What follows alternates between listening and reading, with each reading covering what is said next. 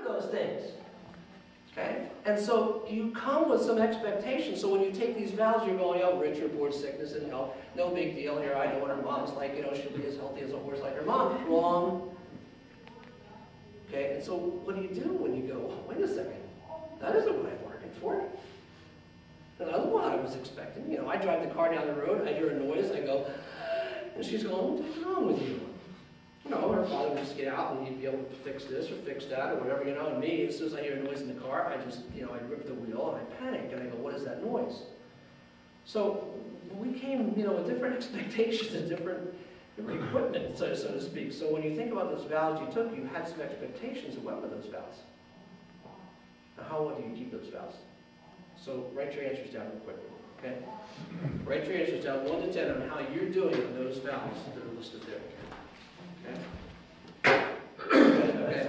Got it? Got it?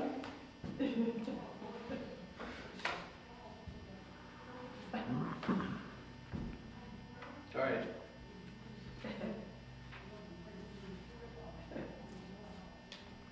You all done? All right. Now let's start with the last ones and work our way back to the beginning. Okay, and I want you to share your answers with your spouse. I pledge my faithfulness to you. Faithfulness to your husband, faithfulness to your wife. Look at where you rated each other. How are you doing? Did you rate yourself fairly well, or did you say, I probably could do a whole lot better? How did you do? I'm not asking you to tell us. I'm just asking you to look at each other and go, you know, well, no, I rated a 7, but you rated a 3. We're going to talk about that on the way home. And you do. Okay? You said, I'm going to be faithful to you, and then, well, how well am I doing? Well, I'm not really doing that well. That doesn't mean you're having an affair. What does it mean to be faithful? What does it mean to be faithful? It doesn't mean necessarily that you're having an affair with somebody or whatever. What do you think that means? I'm going to be faithful to you. Don't parade his faults to your friends. That's right. You don't parade my faults to my friends. Okay? You don't talk badly about me. I lift you up. I honor you. I do all those kinds of things. That's what it means to be faithful. You know, things may not be going well, but I'm not going to badmouth you. I'm not going to go to my friends and say, as she did to hers, what am I going to do here? Okay? I'm going to be faithful to this person that I'm committed to. To love in the church, how's that going? How's that going with each other? Hopefully it's going well. Okay, to love in the church. And that's just not thinking, you know, as guys do, okay, that love is sexual thing there. No, it's a lot more than that.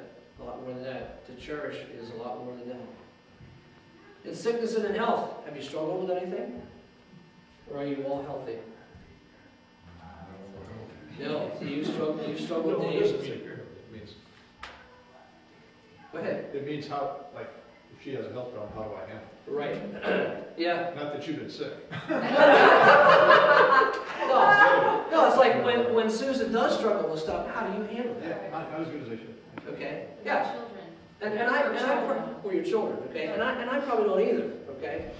You know, I think I can tell you that when our children were born, my wife was in the hospital with 2 of them. She was in for 14 days.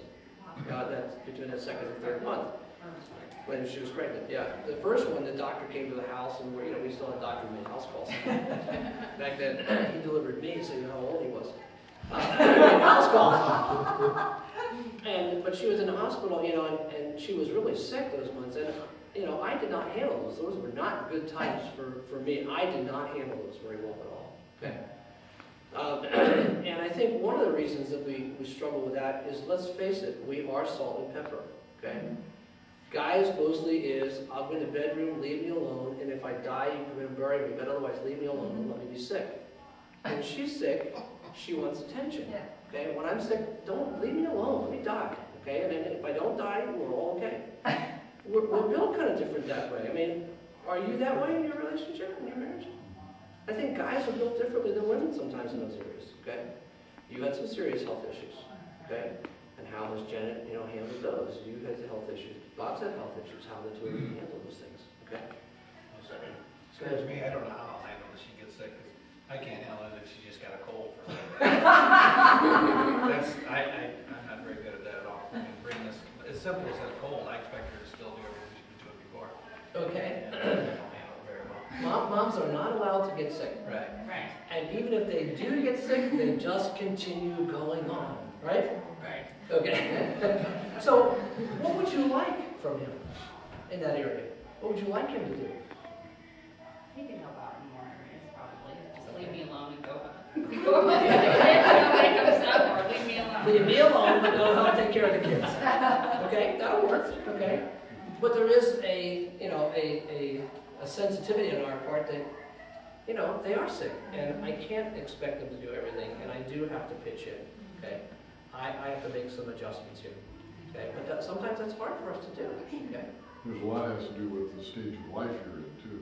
Okay, sure. The kid's gone. Sure. You don't have to worry about Absolutely. that. We all cleaving to each other is what we Right. basically do. And I feel she gets her migraines and it hurts me. It Sure. actually hurts me to see her feel that way. Absolutely. And there's not really a whole lot you can do. And that doesn't mean that at this point I'm perfect or anything, because I went through the fire before with the previous. Sure. But I wasn't sensitive Sure. enough for her. Right. And so now you are. You've learned. Carry them guilt. That was all the way. Okay, so when Janet gets her migraines, there's not a whole lot you can do except to try to make things as pleasant as possible for her. Whether she says, I'd like it dark in here, or turn off the TV, or whatever. Sure, I'll do that. See, nothing else matters outside of us. Right, right. And I understand that, but, over here, listen, you've got 4, right? You've got 3. So you're going, well, the kids are, this major thing here. Yeah, they are. Okay, and it is a matter of, hey, in sickness and health, when you're sick, I got to help you. Okay, I've got to help you. I can't just expect you to do it. I can't take it this way, even though she's sick and sickness out. When she's sick, she's still got to work. That's how I take it. In sickness. I'm just kidding. No, he's not. I'd like to be a little mouse in the car going home. Well, okay, so you say, okay, it's one of those things I have to work on. Right, yes, I do. Because I made the covenant, I made the vow, here it is, and I never really understood what I was doing there. She got migraines as well, and sick when the children were, when she was pregnant. So I didn't handle those things well. I just didn't. It's like, okay, but you can't be sick for more than a day or two. I can't survive for more than that. I could starve, 2 days or whatever. It's like, I can't survive for more than that. And so okay, now often we have to make adjustments here. We have to say, okay, I made this covenant. How am I going to deal with this? Okay? We're going to ask work next week if Mommy yelled at Dad not going home.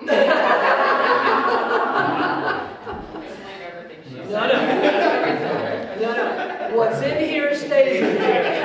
This is like a small group here. Well, except for whoever's listening.